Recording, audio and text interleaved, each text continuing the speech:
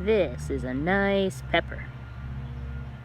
That, not so much a nice pepper. But this one, I think that will be my pride and joy. For peppers, at least. Here's my pride and joy tomato seedling.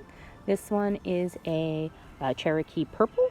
It's got a little bit of discoloration, but looks pretty good. Almost store-bought on the small end. And then there's also a white Thomascell that looks pretty good as well. It's again discolored. When we went away, I had wanted to fertilize them before I left, but we just ran out of time. Now I know I should have, but some of them look okay, and I think now that I've did fertilize them once I got home, I think they're starting to bounce back, and then once they get in the ground, hopefully they will spring back and strengthen. So overall, I'm not ashamed of myself. I think I did okay for my first time seed starting. And then I've got a few other things over here. Tarragon and the rosemary. Look how nice and pretty and healthy those leaves look. The oregano, not so good. A couple more little tomatoes. Oh, as I said, a lot of discoloring. It's probably fertilizer, and I don't know, maybe I got some sun scald on some of them since I've been, they're pretty delicate and I've been out here hardening them off. Sage, really nice sage leaves. The mint, which is, I think, pretty easy to grow since it grows like weeds anyway. Oh, this is the hyssop. I'm really excited to try that one. That looks pretty good. Fennel. That's an eggplant. I also have okra, which again is discolored, but hopefully will spring back. Because look, the leaves that came next look pretty good. So, those might be those other leaves. But anyway, and then the coleus, which has been awesome this whole time. So, and it's so cool to touch. And then I have a few squash type things. We got some melons and some cucumbers, again discolored. But we'll give them some fertilizer and get them in the ground. And then those ground cherries, which when I first put them in the pots, in the little, those ones with the netting that I planted them in first, they didn't even sprout. And now here, look at how many. So if anyone wants to try growing a ground cherry, I don't have space for these because I have my 2 plants already. So I've got those. So couple different types of melons and loofah and stuff like that. And then over here, I just started calling this my my plant graveyard where seedlings go to die. Some of the flowers, probably if I had come right home last weekend on Sunday and got those in the ground, they would have done okay. But like the sunflowers, I just didn't have the space to keep them under the grow lights while we were gone. So I kind of sacrificed them because I know I can grow them. I'll put a new seed in the ground, and I'm not as worried about what happens to them as the vegetables. And then some of these plants might hang on a little bit longer. Again, the discoloration. So I don't know if that's nutrients or if that's the sun. But everything got really waterlogged.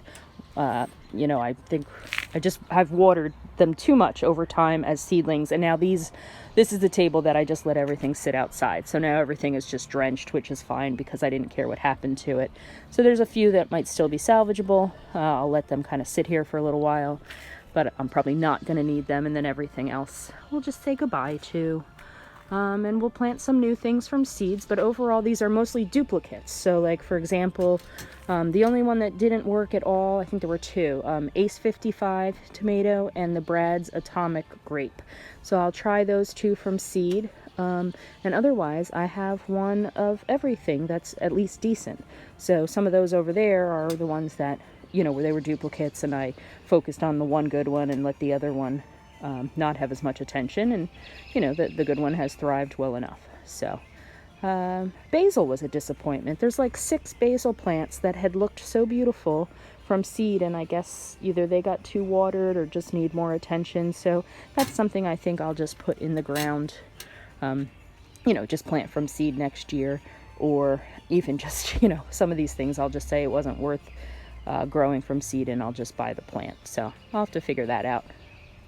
But anyway, overall we're doing okay. So I'm going to get these back on the shelf with the grow light, and then on tomorrow we're going to prep the main cage and the new cage, or the new garden and the main cage, and dig the holes and stuff, and go and buy a couple plants at our local garden store. And then Sunday we're going to plant some stuff.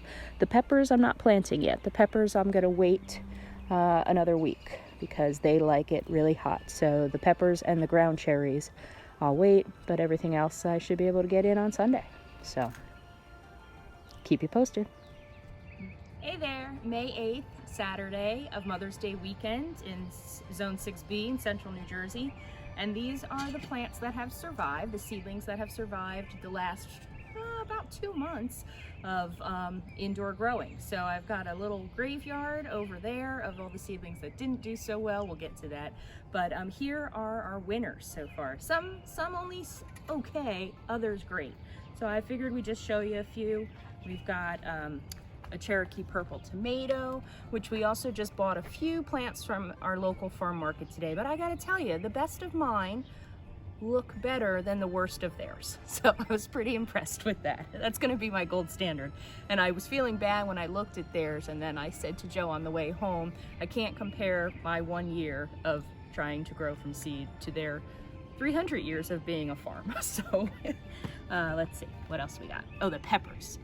There are some really great peppers. This is a carnival blend pepper, right? I would buy that at a store. But then we've also got some smaller. This is a red cherry pepper. That one didn't do so well. That was actually not a primary. You know, some of the smaller ones, early jalapeno. It's okay, it should last. These are still gonna be inside for another week. Peppers aren't supposed to go in until it's even warmer, like temperatures of over 50 overnight. So we're having a lot of cold and rain this week. So I'll probably be able to get the tomatoes in tomorrow, but I'm gonna wait till next week for the peppers and for a couple other of the heat-loving things.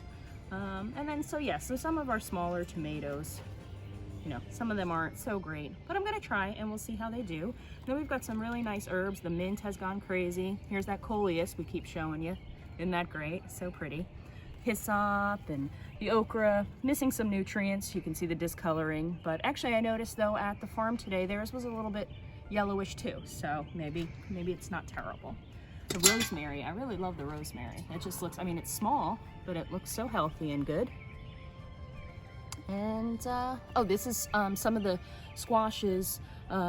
Cucumbers I didn't put in seed, didn't plant from seed inside because I was running out of time and space, let's be honest. So just some of we have an Armenian cucumber, which is a nice big long one. We have a loofah, a couple other different types of squashes that I did want to give a head start. And this, can't wait to see what this looks like. Oh no, that's the eggplant. Yes, so that's a nice looking eggplant. This is it? Yes, the pumpkin on a stick. Some of you might have heard me talk about this. It's like an ornamental flower. It actually looks like it has, oh, it does. It has little thorns and little spikes on the leaves. All right, this is a big experiment for this year. So pumpkin on a stick, which I think as a seedling is doing great. So I'm excited to see what it looks like as a plant. So we'll keep you posted as we plant things this weekend, and wish me luck.